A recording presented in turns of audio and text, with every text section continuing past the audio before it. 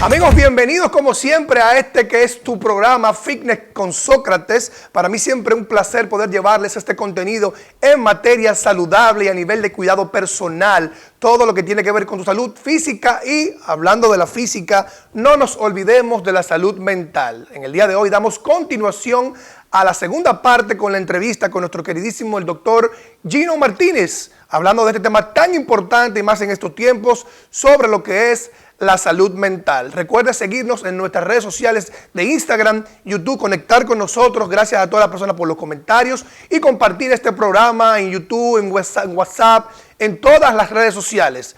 De esta manera, y al regreso, inicia Fitness con Sócrates. No se despegue.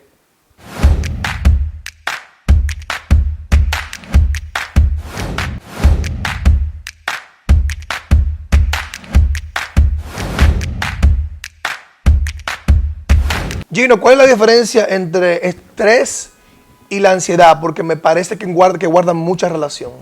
Definitivamente, hay una relación muy estrecha entre estrés y ansiedad porque uno te lleva a la otra. Ok. ¿Verdad? ¿Qué es lo que pasa? Que el estrés es ese estado sostenido de depresión, ¿verdad? Que todos en algún momento determinado estamos sometidos a él. Es un estrés que... El día a día genera un estrés. El día genera un estrés, tengo que llegar a un sitio, tengo que trabajar, etcétera. Pero ya la ansiedad es ese miedo anticipado, ¿verdad? A algo que la mayoría de las veces es no justificado. O sea, yo tengo ansiedad, lo que va a pasar el domingo, y empiezo a pensar toda la consecuencia negativa de algo que puede suceder el domingo, y eso empieza a producirme un estrés, y ese estrés es la base de la mayoría de las enfermedades orgánicas. Entonces eso es bueno también entenderlo, que hay una relación muy estrecha, pero el estrés es eso, ¿verdad? Esa presión, y la ansiedad es ese miedo anticipado que muchas veces no tiene fundamento. ¿Cuáles son las enfermedades que mayormente de tener esa condición, esa patología, te llevan a tener una enfermedad psiquiátrica? Por ejemplo, enfermedades, como ya lo hablamos, neurológicas, que te llevan a un problema psiquiátrico, que ya tú tienes que visitar a un neurólogo y a un psiquiatra, por ejemplo, o una enfermedad metabólica que te lleve a eso, por ejemplo. Definitivamente, todas las enfermedades, ¿cuáles? Todas. Dependiendo cómo tú lo vivas, ¿verdad? Te van a generar un estrés, porque tú, y eso es también relativo.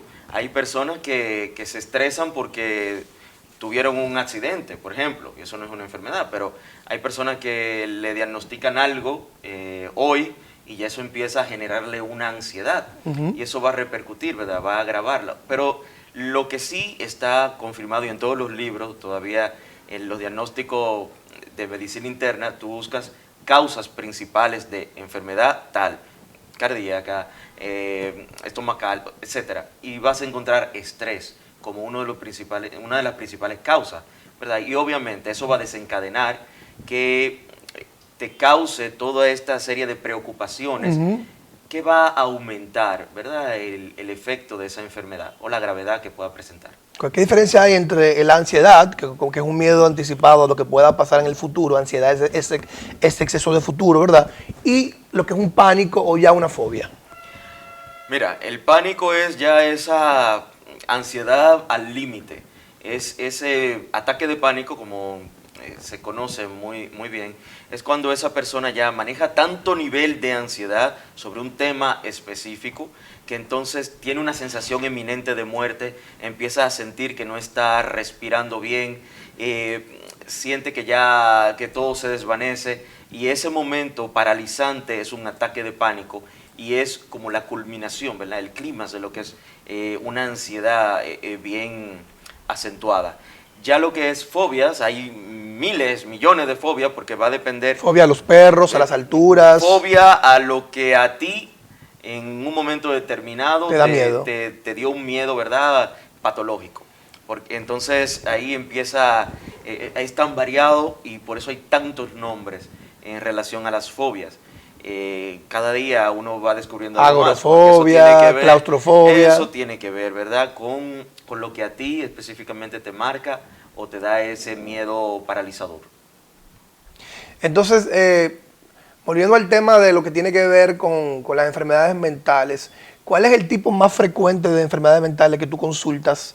Y si la persona sabía que lo tenía, o tú escuchándolo, porque tengo entendido que tú dejas hablar al paciente, ¿cómo tú te das cuenta cuál es la condición en sí que tiene esa persona? Bueno, definitivamente ya la depresión es la enfermedad que incluso hace 2 años la Organización Mundial de la Salud, OMS, puso ese tema, ¿verdad? Como priorizar lo que es la salud mental, precisamente por el tema de la depresión. Y la depresión fue la enfermedad elegida. La número 1. La número 1 y es la número 1 discapacitante en lo que es Estados Unidos, ¿verdad? Entonces hay que ver el tema ya con la depresión. Y esos son los casos que acuden, o los casos que se pueden registrar, porque hay muchos casos subclínicos, personas que tienen una depresión y no lo manifiestan, personas que salen a trabajar todos los días y no con lloran, una depresión. y no lloran. Hay muchas personas que no lloran. La depresión no es simplemente tristeza, tirarse a morir en una cama. Hay personas que eso es falta de ánimo, que están entre nosotros y personas que relativamente funcionan y nadie sospecha, pero tienen una depresión, porque el cliché es alguien triste, alguien llorando, pero si vemos estadísticamente y vemos estos casos que nos sorprenden de suicidio, por ejemplo, decimos, pero ¿cómo es posible? Esta persona, Robbie Williams, estos artistas que uno lo ha visto bien por tanto tiempo y de repente uno descubre, ¿verdad?, un proceso depresivo. Entonces quiere decir que hay que darle prioridad. Y sí, muchas personas a medida que van hablando, tú lo diagnosticas, ¿verdad? Triste no es igual a depresivo. Usted puede estar triste por una condición normal, por algo que se te muere alguien, un duelo, lo que sea. Perdió un trabajo. Perdió un trabajo, una pérdida, ¿verdad? Un duelo. Entonces, eso no es depresión. Ahora, cuando eso se extiende por un tiempo determinado. ¿Qué tiempo, por ejemplo? Más de 3 meses, dependiendo, ¿verdad?, si eso persiste la situación, ¿verdad? Si eso persiste, ya es patológico. Sí, persiste y empieza a ser discapacitante para ti, entonces, o empiezas a ser disfuncional en tu área, entonces ahí ya hay que tomar otras medidas. Desde luego. Y siempre que una persona acude a una consulta contigo, que tú lo hayas evaluado, que tú entiendes que tiene un problema, porque como están los psicólogos también, que los psicólogos refieren a los psiquiatras también. ¿Tú has tratado personas sin medicamento, solamente con terapia, o siempre hay que incluir algún medicamento? Bueno, es importante la medicación cuando se trata de un trastorno psiquiátrico, ¿verdad? Porque como ya hemos hablado que es un proceso químico y las químicas van a ayudar a que se normalice ese estado, ¿verdad?, de salud mental. Luego de ahí empezamos con lo que es la psicoterapia. Muchas veces llegan y tú puedes darte cuenta que el caso se puede resolver y para eso están los psicólogos, uno puede ayudar a nivel psicoterapéutico, pero ya cuando se habla de una depresión es importante la ayuda de algún antidepresivo, ¿verdad? Ya. Y psicosis ni se diga, o sea, las enfermedades mentales es algo serio que también debe tratarse con esa rigurosidad, ¿verdad? Y indicar el fármaco adecuado, que gracias a Dios ya tenemos una cartera de farmacología bien extensa, todavía se sigue desarrollando, pero por ejemplo en los años 50 contábamos con 1 o 2 fármacos y entonces habían muchas enfermedades mentales como las hay. Con una farmacología muy limitada. Okay. Y entonces eso hizo que se estigmatizara mucho, no tanto al paciente, sino también al profesional que atendía en ese entorno, en ese tiempo. Industria Nacional de la Aguja. Fundada en 1958, la Industria Nacional de la Aguja nació con el propósito de la formación técnico-profesional en el área textil de núcleos familiares vulnerables económicamente. Inaguja transita con la llegada de su nuevo incumbente por una ruta de cambios profundos con la intención de transformarla en una institución que esté comprometida con la microempresa del área textil. Todo lo que yo soy al día de hoy se lo debo a una máquina de coser.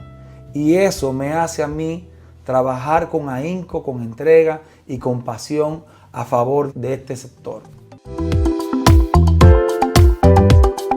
Industria Nacional de la Aguja.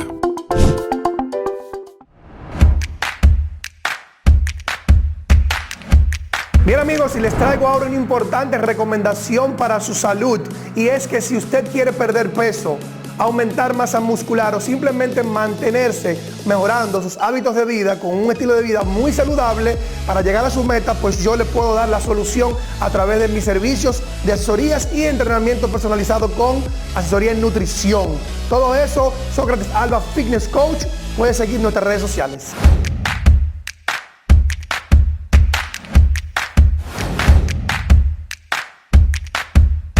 Y dime una cosa, porque el tema de los fármacos, como todo es bioquímico, químico por así decirlo, cuando se le indica un medicamento a la persona, puede aliviar un síntoma o varios síntomas, pero recuerda que son químicos. Háblame de qué tantos efectos secundarios pueden provocar estos fármacos. Entonces, bueno, porque si tú estás tomando algo para mejorar una cosa, pero te empeora la otra, ya viene un problema, un problema mental. Precisamente eso hablaba con un paciente que tuve ayer, que precisamente era doctor, y cuestionaba. O sea, hay personas que tú le das el fármaco y ya están investigando los efectos secundarios. Y ya se psicótico. Muchas veces los efectos secundarios lo ponen, obviamente, para cubrirse. Y de 1 millón, 1 o 2 personas presentan. Pero sí, todo medicamento puede, ¿verdad? Una aspirina que tú te tomes, un acetaminofén, bueno, eso es un término, pero cualquier medicamento que tú te tomes te puede producir un efecto secundario. Ahora, hay riesgo-beneficio. Y aparte de eso, hay tiempos determinados. Hay tratamientos. El profesional debe saber hasta qué tiempo yo puedo indicar cierto tratamiento para que los efectos secundarios no sean peores que la enfermedad en sí que ya presenta o por la que acudió a mí. Y para eso hay todo un ejercicio y todos unos criterios que se emplean a la hora de tú indicar un fármaco que va a ayudar a esa persona a superar la condición por la que está pasando.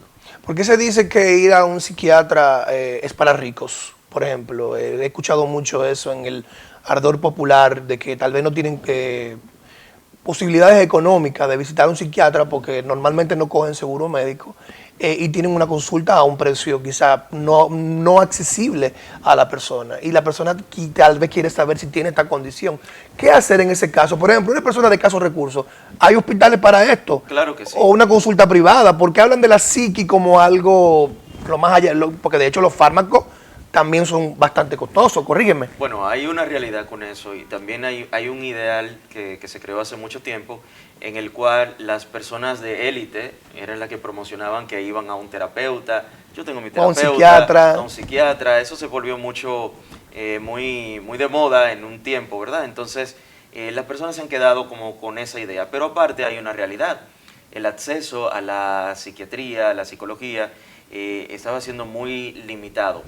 Ahora se está abriendo, ahora hay unidades de intervención en crisis en hospitales generales y hay consultas de psiquiatría en hospitales generales donde la gente puede acudir gratuitamente. Claro, también está el hecho de que hay profesionales que ejercen a nivel privado y eso tiene un costo. Hay un tema con las aseguradoras, ya eso se está abriendo, pero realmente la salud mental ha sido la cenicienta del sistema público por mucho tiempo. Y de hecho, en la mayoría de los países es muy reducido el presupuesto de salud mental en comparación con otros presupuestos que se prioriza, ¿verdad? Y eso es lo que tiene que cambiar. Tiene que cambiar para que las personas entiendan que ir a un médico, a un psiquiatra, no es algo que va a ser tan costoso o que va a ser tan difícil y mucho menos estigmatizante. Desde luego. Ahora con la pandemia, tú sabes que tenemos ya un tiempo sufriendo las consecuencias económicas, emocionales. Para mí es muy importante saber algo y es lo siguiente. ¿Cómo afectan las deudas? Porque muchas personas se quedaron sin trabajo, muchas personas que hacían ejercicio con regularidad dejaron de hacerlo y cambiaron muchas cosas, su estilo de vida nada más sedentario y comiendo y depresivo y buscando dulce, que cosas que te alegren en el momento. Háblame acerca de ¿cuáles son los trastornos mentales que más han surgido con el tema de la pandemia del COVID-19? Bueno, definitivamente la depresión y la ansiedad, y ambas combinadas. Pero ¿qué es lo que pasa? Que los estresores son ese catalizador que hace que salga un trastorno de salud mental que puede estar latente. Vamos a recordar que una gran cantidad de problemas mentales son hereditarios. Entonces, los estresores son lo que precipitan que eso salga a la luz. Entonces, definitivamente, la pandemia ha sido un gran un estresor a nivel mundial. Y el tema económico siempre va a ser un estresor. Y obviamente, todo lo que te produzca un estrés sostenido y incertidumbre, algo que tú no puedas manejar, eso va a ir en deprimento. Fíjate, es como si te bajara la defensa y te salen enfermedades que están ahí, latentes. Entonces, cuando el estrés ataca a una persona, ya sea por situaciones generales que no puede controlar o situaciones específicas, pues obviamente va a surgir alguna alteración de su salud mental, y es lo que está pasando. De hecho, bien, se acerca o se está en medio casi de una pandemia de lo que es la depresión y la ansiedad post-COVID. O sea, así como el cuidado preventivo en el COVID era importante, también al mismo tiempo te cuidaba del COVID, pero te perjudicaba en otros aspectos, ¿no? Definitivamente, pero no solamente el cuidado, porque todo en exceso hace daño. Volvimos al ¿verdad? tema, pero Entonces, ese confinamiento le hizo mucho daño a mucha gente. sí, vamos a decir que dependiendo cómo tú lo vivas, ¿verdad? Si tú entiendes que es una situación por la que es necesario pasar para tú cuidarte, no es la primera vez que la humanidad enfrenta temas como esto, ¿verdad? Estamos pasando, hubo la peste, la gripe española, las guerras, todo ese tipo de situaciones mundiales que han afectado particularmente a cada persona, de alguna manera se ha superado y no todo el mundo queda trastornado, no todo el mundo desarrolló una enfermedad de salud mental, simplemente es cómo tú lo vivas. Y en ese cómo tú lo vivas es buscar ayuda, entender que cuando eso ya está en detrimento de tu funcionamiento, tienes que acercarte, tienes que hablar, no te puedes quedar todo el tiempo entendiendo que tú tienes la respuesta y sin embargo ir cada vez mermando tus condiciones de vida y tu calidad de vida. Muy bien, ¿las enfermedades mentales se curan o no se curan? Hay algunas que sí, hay algunas hay otra... con las que tienes que aprender a vivir y probablemente nunca entres en crisis. ¿Como cuáles, por ejemplo? Por ejemplo, la esquizofrenia es una enfermedad crónica. Entonces, crónica quiere decir que va a perdurar y que obviamente va a tener un efecto con el tiempo en ti, pero puedes aprender a vivir con esa sintomatología, ¿verdad? Y con la farmacología adecuada, ¿no? Con la farmacología adecuada, el estilo de vida adecuado y obviamente hay muchas enfermedades con las cuales la gente tiene que vivir. ¿Cuál es el miedo? Por ejemplo, la hipertensión. Ya hay gente que tiene que vivir con la hipertensión. Bueno, que hace pocos días atrás era el día del Día Mundial de la Hipertensión. Claro que sí, es el asesino silente. O sea, muchas personas tienen hipertensión y definitivamente no se dan cuenta hasta cuando ya es un poco tarde.